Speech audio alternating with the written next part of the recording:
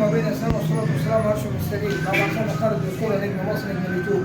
في حاجه بس عايز اقولها للشعب المصري، في حاجه عايز اقولها للتجار، في حاجه عايز اقولها لاصحاب المحلات في مركز المنشاه محافظه سوهاج على مستوى الجمهوريه.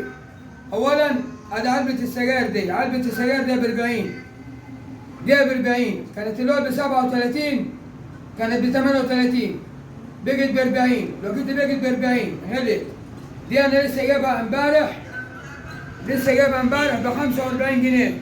الناس تقول لك الغلو من الحكومه، الغلو من الحكومه، لا بقول لك تحيا مصر، والحكومه دي على الراس، ومعانا رئيس ربنا خلوني فخامه السيد الرئيس عبد الفتاح السيسي القائد الاعلى للقوات المسلحه.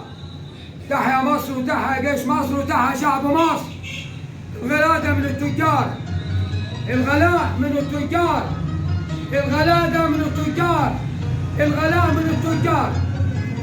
ب 40 ب 45 يبقى الغلو من ايه؟ من التجار. يبقى تحيا مصر، تحيا جيش مصر، تحيا شعب مصر. واي حد يطلع شو زميلنا ويقول لك غلاء غلاء، لا ده احنا عايشين في نعمه، احنا معانا عليكم وليه ربنا خلوني.